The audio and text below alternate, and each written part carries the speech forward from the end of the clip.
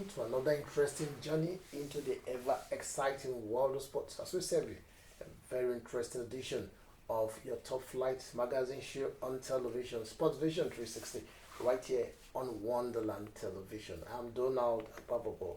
We're going to keep you up to speed with latest happening in the ever exciting world of sport as we usually do on this program. And joining me in doing that is no other than our usual guest on the show. Austin and Arome. Did I forget your name? Maybe. Hangover from the weekend. Yeah, it's good to be here on the show actually, and looking forward to talking about these exciting stories. More especially what happened in the English Premier League, Manchester United and Manchester City. You're going too far. The biggest thing that happened over the weekend was Nigeria's Rivers United qualified for the quarterfinals of the CAF Confederations Cup. Yeah. Something that has not happened in recent time. Nigerian clubs will be giving us heartbreaks and in contender competitions. But good to see Rivers United doing well this time around. They beat Dream FC of Ghana. Ghana again. They will say Nigeria and Ghana. 2-1 in Uyo on Sunday to book a quarterfinal place in that match. I'll be talking more about this in the course of the show. We'll go on the short break. When we return, we'll go full throttle on Supreme Sport 360 this beautiful Monday. Stay with us.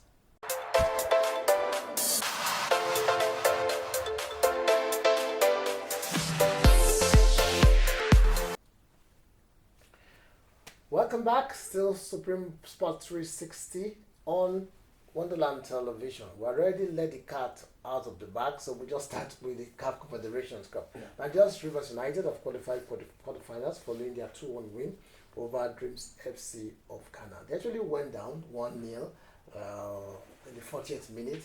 Good fight back in the second half to win 2-1. Speaks volume of the fighting spirit of this team. And Coach Roy Evans Ogeyi is very, very happy with his boys. Yeah. He has every reason to be happy. Yeah, definitely. Looking at how this actually played out, we're talking about a team that didn't really start the competition on a bright note. I think they lost to Dreams, away in Ghana, and looking at how everything. The turning point was that win last week in Angola.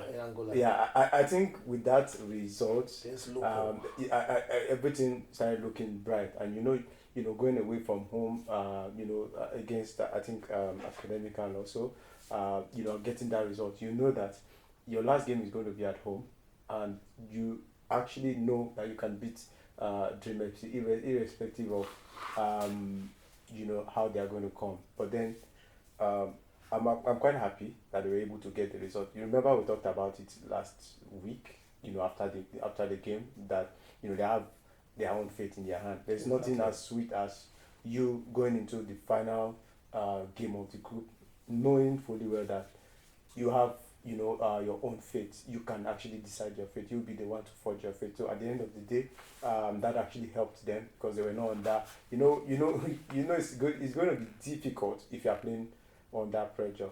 When you are doing all the maths, you are playing the game at the same time you are doing the maths in your head. You're not going to focus. So I think that result away from home actually helped them. Let's hope that they can actually keep the momentum going. Yes, indeed. The quarterfinals, we hope that will go all the way this time around. We are due for another continental victory. Victory, yes, if you ask me, this year from Nigerian team. And Rivers United seems poised to go all the way. We wish them all the best. I'm back home in Nigerian Premier Football League. Interesting result. Rangers, suddenly they've gotten their groove back. 3 wins on the bounce, 2 away. The interesting things are 2 away. Doma United last week, excuse me. And this week they beat Niger Tornadoes in Kaduna, 2-0 or 3-1. So Rangers, they're now second. Coach Fidelis Lechuku was saying that they are not title contenders last week. I wonder what he will say now. Well, just like I said, when you're talking about the Nigerian Professional Football League, I think it's one of the most competitive in the world. I'm not just talking about Africa in terms of the way these teams approach games, in terms of when you look at the table. We talked about it as well last week, from the person that is topping the table down to someone that is maybe 13, 14 position. It's actually quite possible for you for you to bounce back and eventually win the league, which is why I was laughing when he said, that they are not title contenders. And when you start getting this sort of results, to get to a point, you can't actually deny the fact that you have No, title chasing two team. matches on the road. Yeah, On the bounce. It's in Nigerian league. yeah, It's big. So Lobby Stars are stopping. They beat they beat Katsina United, sorry, by 2-0 Yeah. over the weekend, and so they are topping the table now. But then anybody yet to play. I think they are playing tomorrow. Yeah. Tomorrow. So all those things may change. But for now, Lobby Stars are topping, yeah, and Rangers are second on the table. The United also recorded a good win over Bende Insurance. yeah, I think it's 2-0 as well. Atlanta and Sunshine Stars played a 1-1 draw. Good one for Atlanta after the 5-0 loss last week at home. yeah, So I did a good result for them for this draw. yeah, Yes, they said I think there's a ray of hope now because after this 5-0 bashing, they didn't need to lose again. yeah. And this reaction is good. It may not have been good enough, but it's a good one. Yeah, definitely a good one. It shows that the players are actually responding. Sometimes when you're in that situation, it's always very, very difficult to get out of it because there's this psychological issues that come with it. You're always doubting whether you can do it or whether you cannot do it. Something like that. There's always that thought creeping in, and if you can actually get over it, start getting the result, maybe they might escape that relegation job at the end of the day. Well, so much about Nigerian Professional Football League. We'll take a break. When we return, we'll go to Europe to catch up with some of the top results from the weekend's matches. We're not going to do it league by league, but we'll just do a general wrap up of the top matches that we played in various leagues over the weekend because there were real interesting results, I must tell you. Stay with us.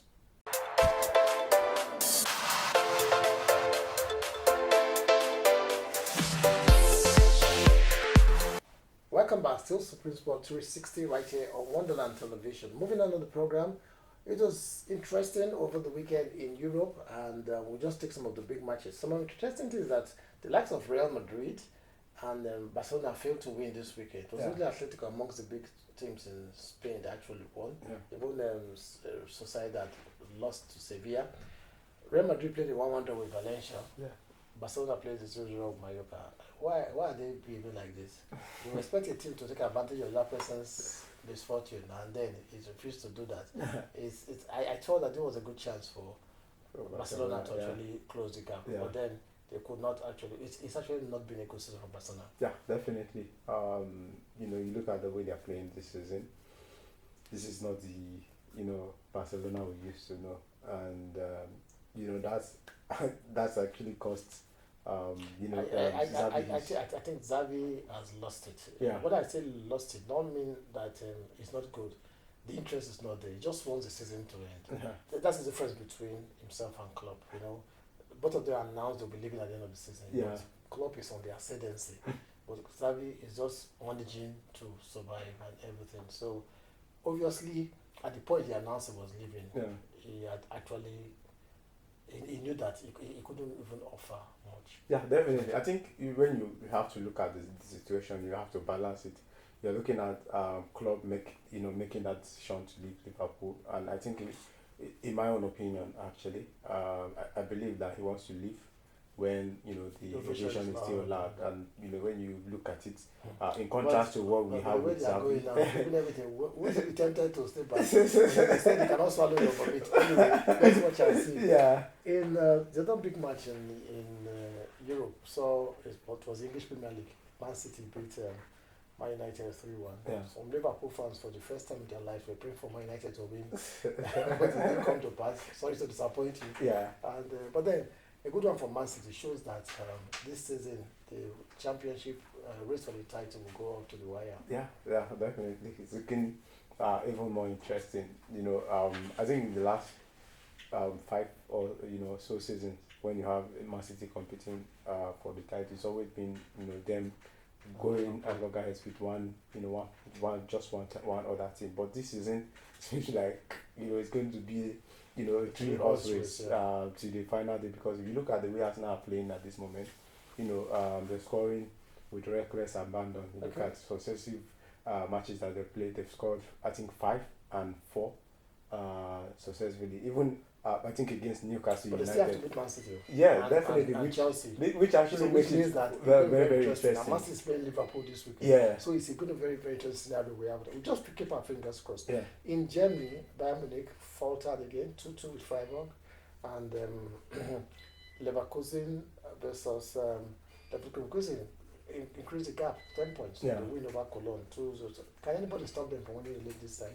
well, It's as good as, if there's one league that is as good as decided, yeah, I would feel that it's German Bundesliga. yeah, definitely. I think, in my own opinion, looking at how Leverkusen are playing this season, I think they've not even lost a game all season, and it's looking like it's going to stay the same till the end of the season. Because when you think that the team is going to relent, you see them, even playing, better, and that's actually a sign that this team they are not going to actually go down easy, even when everything is done and dusted. Napoli made a statement 2-1 win over Juventus. Do they still have a chance this season? Francesco Calzona have done a good job since he came in, and but then is it a little too late? Well, I think it's actually a little too late. Looking at the position that they found themselves at the moment, winning the league is totally out of it. Even getting top four is actually, third order, if you ask me, because they have to continue win and hoping that others will drop point as well, which for me is actually quite impossible. Yeah, for me, the team that has actually caught my fancy to this year is Bologna. They are fourth on the table. They beat Atlanta away from home last week. Yeah. Over the weekend, and they with Thiago Motta doing very well for that team. A young coach, he just retired 3 years ago. Yeah. And then Bologna, and so what they are doing, very massive result for them. Yeah. Well, another big result I want to talk about is we will not talk much about the Portuguese league here, but when Porto and Benfica are involved, that's about the biggest fixture you can get in Portuguese league. Yeah. And even in Europe sometimes. They played over the weekend, but it was a disappointing result. Porto whipped them 5-0.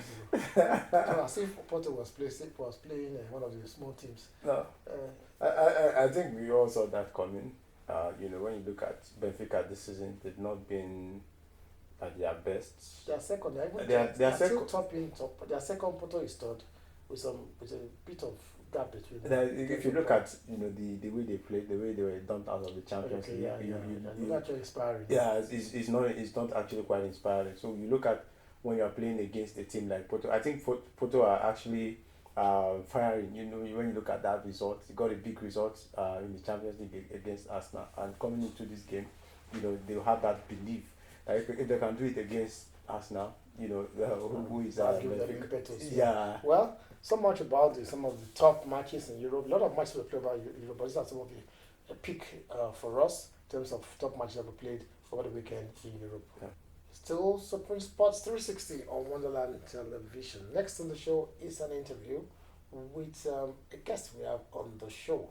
You get to meet him after the short break.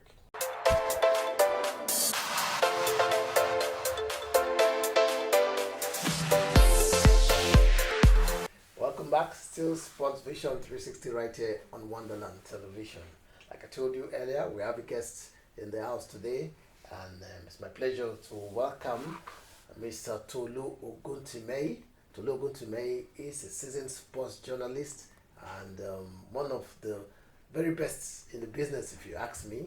I'm sure that some of you are very familiar with his face on ITV. So he's the presenter of the flagship sports show there on ITV, and also wearing many caps. He's also the special advisor to the president of Nigerian Rugby Federation, Dr. Ademola Are. And so you can see that he's a man of many parts with so much to say. So he's here today to talk to us about rugby and also generally about sports. It's good to have you on the show today. Thank you so much for having me. And it's so good to be able to talk rugby on TV. We hope that we can have that in so many stations too, people talking rugby, and probably can be able to galvanize the nation. Yeah, that I feel is the way to go, because there's so much football. Fine, football number one sport in Nigeria. For that. Well, but sports like rugby are also sports that can galvanize the nation, like you said, and also where Nigerians can win laurels, because I think we have the physique in terms of structure, Yeah. and also what it takes to do well in rugby, provided actually we get it right. So that's why I have That's you the caveat today. to it. That's why I have you here today to tell us some of the things that's been done to Yeah. ensure that Nigeria gets to do well in rugby. So generally, what's the state of rugby in Nigeria? I know that since Dr. Ademola Are came on board, we've had some improvements. A lot of things that that were not happening before. We've participated in Olympic qualifiers. We are going for the All African Games, and one or two competitions there we've played in South Africa and some other places. So, and we've had this relationship with the International Rugby Federation. Once again, I was lacking for some time. So I can say a lot of things are happening. So what is the state of rugby in Nigeria now? Can we say we are moving on and we're on course? I think we are in the right direction. Considering the fact that after we came out of the ban that was imposed because of the issues with the Nigeria Rugby Federation at one point in time, but ever since Dr. Ademola Are came on board, he's been able to put that behind us. And right now, World Rugby have been able to lift that ban of Nigeria, and we have been able to start competing at different levels in international rugby. Not forgetting the fact that late last year we participated in the Olympic qualifiers. We went to Mauritius, and not only that, we also went to Zimbabwe to participate in the final phase of the qualifier, which we were knocked out at the quarter-final stage of the competition. But we had the opportunity of playing against top rugby playing nations like South Africa, Kenya, and so many other top countries, and it's a good experience for us. And one thing we can't take away from the fact that you mentioned something earlier on about the body physique of an average Nigerian. Just like football, there's this way our body is structured that we tend to thrive in sports, that physical sports right there. That's why we see us thrive in MMA and in other sports right there. So we also have that body structure that can be able to thrive when it comes to rugby. But unfortunately, football happens to be the opium of the masses, right there. A whole lot of people easily gravitate towards football because they are not really exposed to rugby like it's done in South Africa. And we hope that upon a time, with proper development, with proper structure being put in place, we can get to the level where we can compete with South Africa. We can compete with South Africa, but not on what we have right now at the home front. But based on the Nigerian players scattered across different parts of Europe, I think we want to bring a assemblage of those players. We can be able to qualify for the Rugby World Cup. Yes, yeah. Before we get to getting those players from abroad, I have the opinion that we need to develop it here at home, encourage people back up, because that's when we actually get the impact. We start talking about development, because if we're just inviting our players abroad to come in, then the local players are not feeling it, the impact of the development. So we need to develop it here. And that's where I say the International Rugby Federation, I feel they need to come in. We were serving a ban earlier, but since, like I said, the new administration led by Dr. Ademola Are came on board, been able to have that ban lifted, which is credit to them. And now we're competing, like you said, Olympic conference. So I wrote that about the International Rugby Federation. What role are they playing? Are we in contact with them, and are they offering us any form of assistance at the moment in terms of getting them developed? The beautiful thing about Dr. Ademola Are is an experienced technical, when it comes to sports, is an experienced person, is an experienced administrator. He knows what needed to be done to be able to galvanize the entire country to be able to embrace the aim of rugby. So immediately he came on board as the president of the federation. He went to work, ensuring that the ban is lifted. And not only that, it was at the last Rugby World Cup. He was invited by the World Rugby Body to the last Rugby World Cup. And he also been talking. He's also a member of the Rugby Africa committee, right there. He's a member of the financial committee of Rugby Africa. So he's also been talking with the president of Nigeria Rugby, talking about Mensa, who has also been doing so much and also been campaigning for increase in support for emerging rugby playing nations across Africa. Because for us to be able to grow the game, there has to be an involvement, a structure, a program where we can be able to take rugby to grassroots. We know we are not on the level of South Africa, but we have interest in taking on rugby. Countries like Ghana, Nigeria, Benin Republic also want to embrace rugby, but they are faced with a challenge, talking about fun. And that's where Rugby Africa needs to come in. That's where the World Rugby needs to come in. Because the kind of support you are getting right now may not really help to kickstart the game. Because that $2,000, I understand, comes in for International Rugby Federation. It's not about home. Can you imagine if FIFA given NFF $2,000? It's not even enough to even pay salaries of the workers right there. But so much needs to be done for us to be able to get to there. And that's why the president is working, trying to use his connection to get people to see how we can bring them on board. First thing, to have a rugby league. Because when you have a rugby league, it's easy for so many young people who are playing the game. Because across the country, we have so many rugby clubs scattered. but there is not a particular structured process where they can be able to compete with each other. People just do it individually. A group of people gather together, or group of elites come together who are passionate about the game. They just form a football club. Like you go to Lagos right now, you have close to like 10, 12 rugby clubs right there. And they do go for international competitions. So what would it take for us to get a rugby league? What are the plans being put in place for us to? Because it's fundamental. Yeah, if it's Mossad key. is development. Yeah, I think most important is to be able to see if we can get a sponsor to come in who can be able to take care of the basic things. We may not need big money at this point in time because we have people who are passionate, who wants to play the game. But we need to have structure in place. We need to have a sponsor who can take care of the basic thing. And one thing we can't take for granted is the health aspect, where the players can be insured, so that in case they get injured, they can be properly taken care of. Because that you can't throw away. And that once we can be able to have that on ground, then it's easy for us to be able to bring everybody together. Let's play this game, and people will be interested. Maybe gradually, as we get to that level, we'll start having cash prizes for some of the participants, some of the clubs. They start have something to take back home and start investing in their grassroots, because that's the only way we can grow this game. And we need more support. And let's hope that the president of Rugby Africa can continue to see how it can be, because there are discussions with AFDB to see how they can come in, support the growth of the game. Because we are talking about youth here. And for you to be able to empower the youth, you need to create an enabling environment for them. And sports offers that enabling environment. So rugby can be one of the sports that can be used to be able to galvanize this youth, to be able to ensure that the youth are empowered and be able to take the game to the next level. Yeah, fine. You talked about Olympic qualifiers that we played in Mauritius, then in Zimbabwe. Yeah. So for us to have gone from Mauritius to Zimbabwe, that means we did well in Mauritius. Yeah. That's why I went to Zimbabwe. Yeah, we finished that means we've recorded some good results. Yeah, exactly. We've done massively well. It's really a shocking result for so many people, because a country coming out of ban and not playing rugby at competitive level for some years, and now going to the All African Olympic qualifiers in Mauritius, finishing second behind Algeria, and we also went to Zimbabwe for the final qualifier, where we had met top rugby playing nations. So we made it to the final qualifier. In Zimbabwe. Then we also met South Africa in the quarter-final stage. We lost to South Africa. So for us to have lost to Ghana is a big one, because we are talking about one of the biggest rugby playing, if not the biggest, best in Africa, in the world, in the world. They are the great champion of the world. So we lost to South Africa. It's a big plus for us, but we need to leverage on that. And a recent release by World Rugby picked Nigeria as one of the emerging rugby nations in the world. But that also needs to be matched with action, because the federation wants to do so much for the growth of the game, but there's little you can do when there is no much fund to be able to back up. You may have so many ideas, but you need fund to be able to back it up. And we don't forget the fact that rugby is not like football, that people naturally could just come to, I like the way this boy play, they just give me money. It doesn't happen like that. We have not gotten to that level with rugby. And some people could just say, okay, I just want to organize a competition, and they just throw their money on the table, organize a competition in my street. It is not happening with rugby. We've not gotten to that level, right? But we need support of Rugby Africa. We need the support of World Rugby to be able to give us that thing.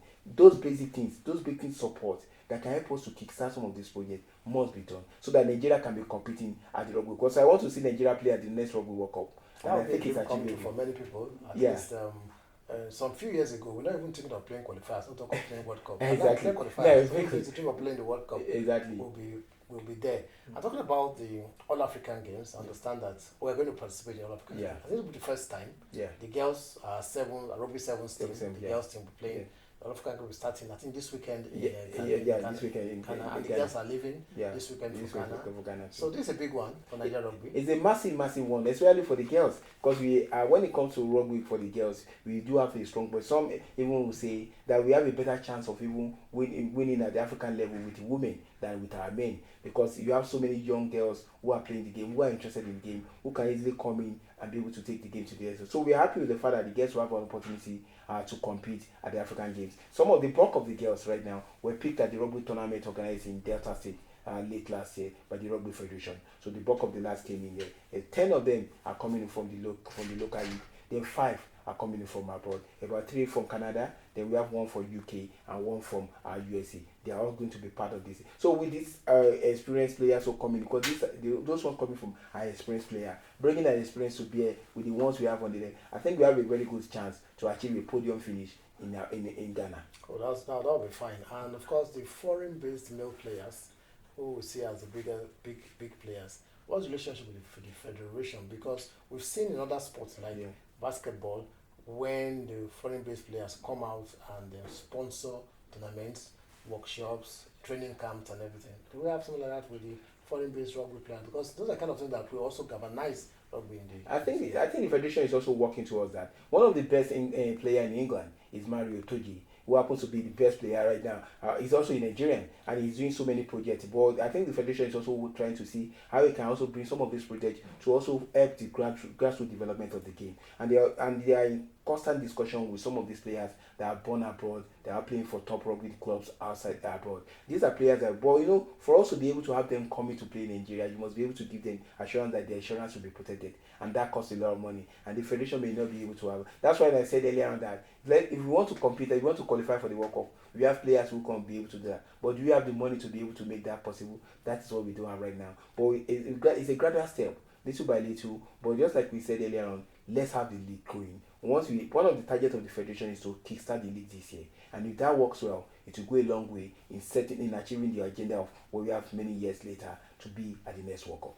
Indeed, I look forward to reporting on Nigerian Rugby League Please, every week definitely. as I do Nigerian Premier Football League at the moment. Yeah. So we'll talk about Nigerian Premier Football League results. Yeah. Also Nigerian Rugby League results. Exactly. That would be very nice. I'll be like, So I'm happy with you. it's been Give me wonderful the talking opportunity with to you, talk about rugby. Tolu, Yeah. Oguntumeye. Yeah. It's always a pleasure. I know that you are very vast in sports. Yeah. And we just wrote down on rugby today because Yeah. this where you serve as special advisor to the president, so you are very much abreast of what's going on. Yes, So thank you for lightening us the more, Yeah. and we hope that rugby will get there and very soon. Just like football plays a major role in the national life, rugby too will begin to play a major role in the Amen. national life. So thank you once again. Thank you so much for having me. And this program continues. We'll go on the short break. When we return, we'll have more for you on Supreme Sports 360. Don't go away.